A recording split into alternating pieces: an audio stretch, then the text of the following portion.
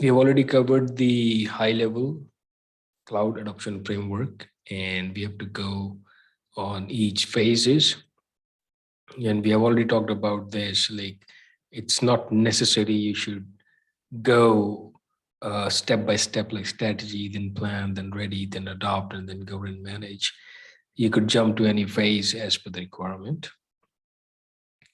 All right, so let's talk about the planning phase right here.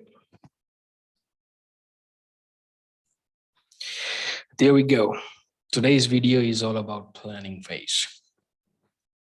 So it's all about actionable planning as per the aspirational goals of a cloud adoption strategy that we have already discussed.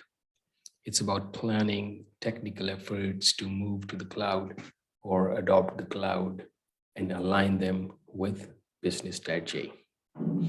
Well, let's not make it complicated. Let's make it simple. It's about discovery and assessment of your digital state. It's about creating a plan on the basis of assessment to move to the cloud or migrate to the cloud. When beginning a migration, you first need to know what you are dealing with. That means getting a better understanding of what your applications are, how many servers, VMs you have, and how you'll move these components to the cloud, because it's about adopting the cloud. So before you adopt, you should know what you have for which you're adopting it. So once you understand those aspects, you also need to know how much it will cost. Many workloads can run immediately on Azure without any modifications. And there are some where it requires a lot of modifications, a lot of efforts because of the dependencies. It requires too much analysis and planning. If your applications are composed of multiple servers, if your applications have multiple dependencies, you should invest in consolidated planning to identify and shift them to the cloud. This isn't a manual process, and you need intelligent planning tools to do it. Similarly, getting accurate cost comparison can be challenging when you're estimating the load and Azure VM instances. Without automated analysis to map on-premises capacity to the VM instances, your estimate falls short for sure and causing performance issues you never know. So we need to discover and assess digital state. This phase involves tooling, which will help you immensely. One of the tools is Smart Tool, which will help you to understand your readiness by asking you questions and deliver report in the end. In reality, not everything should be migrated to the cloud, and not every asset is compatible with the cloud platforms. Ultimately, the goal of assessment is to collect information about servers, VM, application, databases, including the configuration, usage, applications that might be running. That's what your digital estate is. With cloud migration tools, we can do that easily, along with the mapping of on-prem capacity to the Azure VM and cost, rather than assuming or doing one-to-one mapping, which will definitely create issues. Because we all know cloud is pay as you go, and our on-premises databases are usually over-provisioned. So we need to find out the best configuration possible. Ultimately, the goal of assessment is to collect information about servers, VMs, application, and databases including config and usage. Azure Migrate Server Assessment helps you discover and assess on-premises VMware VMs, Hyper-V VMs, and physical servers to determine whether they are ready to migrate to Azure. Azure Migrate also allows you to export or download reports with discovery data for the decision making. As I said, there are tools involved in discovery and assessment, and Azure Migrate Hub is the best tool to utilize for this purpose. And Azure Migrate Server Assessment is one of its part. Same goes for the SQL database assessment. Data Migration Assistant can help you in detecting compatibility issues that can affect database functionality in your new version of SQL Server or Azure SQL DB. It also recommends performance and reliability improvements for your target environment. So once you have your digital estate discovered, you need to identify the dependencies.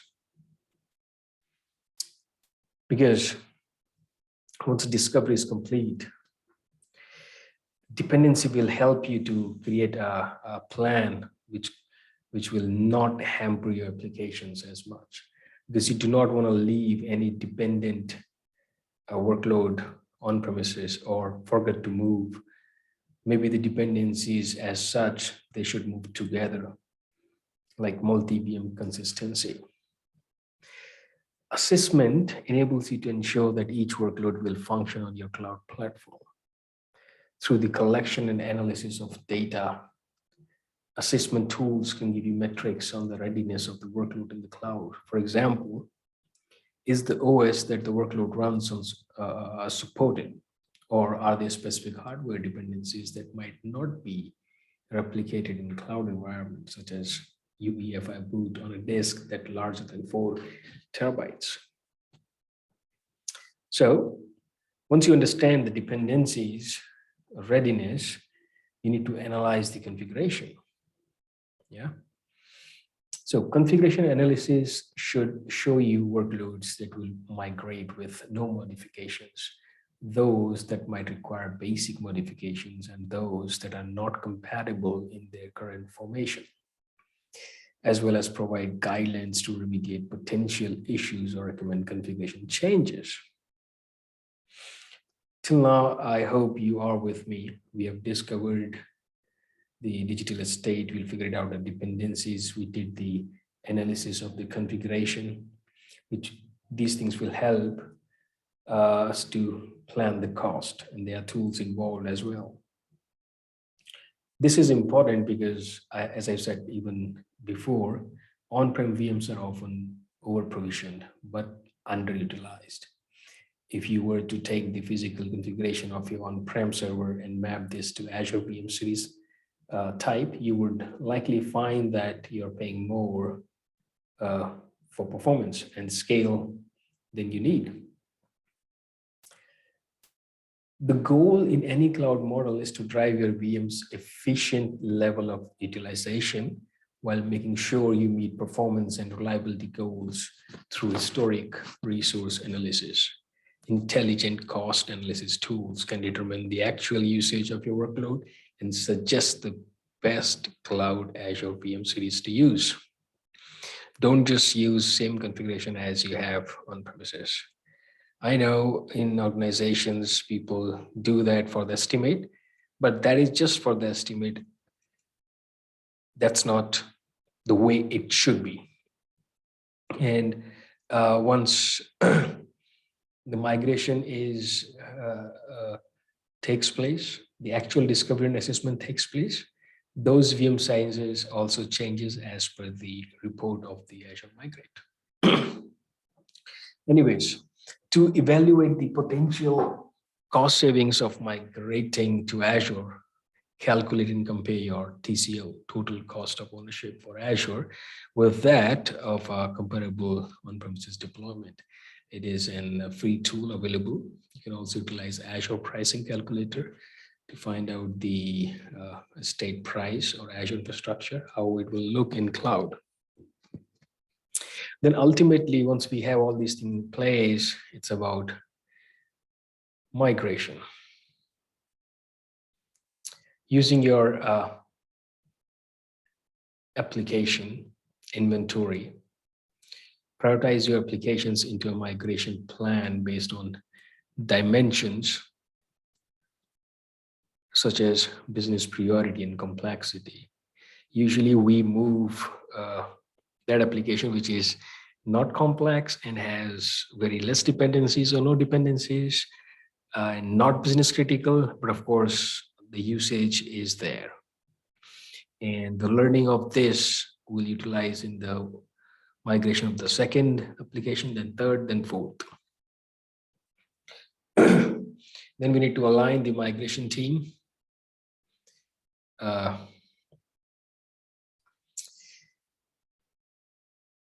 important aspect of any cloud migration plan is aligning the team, migration team, to create a balance between speed and control during cloud migration. You should have people accountable for cloud adoption and cloud governance. And once we have the team in place, we should also talk about the strategy, migration strategy. I have already created a video on that. 5R strategy you'll find under the migration playlist on this channel. However, for the sake of this particular cloud adoption framework, we can talk about 5R strategy. It could be more. It is like rehost, refactor, re-architect, rebuild, retire, retain, re-platform. You can make as many R as possible. And it used to be 7R, then it becomes 5R because retaining is not the migration. Retaining means the application has so many dependencies or maybe not compatible with the cloud, but you don't want to retire it, so you want to retain it on premises. There are applications that you're retiring because that's not in use, that you could figure out in the discovery of your digital estate. It is hanging in there, they are lying in there, but it's not in use. So once you're moving to the Azure, you can retire those applications. So these are 2Rs, you can ignore them because not migration maybe, but it used to be 7R, but now it's 5R, which includes rehost, which is like lift and shift, refactor, where you're changing a little bit in the code, re-architect, where you're redesigning, also known as redesigning an application to modernize it, and rebuild, where you're building it from the scratch by utilizing all the awesome technology of the cloud. All right, once we have the approach in place, then of course the timeline.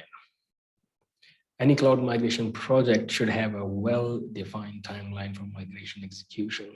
Establishing timeline for estimating migration efforts requires project management capabilities such as work breakdown structure, commonly used as a sequential project management tool, WBS.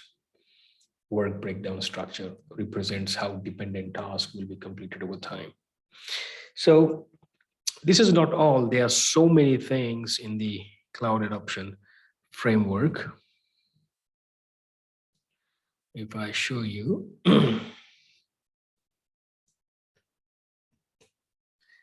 however, what I have covered is the gist or the summary, or maybe more than that. This is the planning. You see, strategy, planning, ready, migrate, innovate. Under the plan, we have rationalized. These are the 5R strategies of the digital state: organizational alignment, skill readiness plan, cloud adoption plan for DevOps.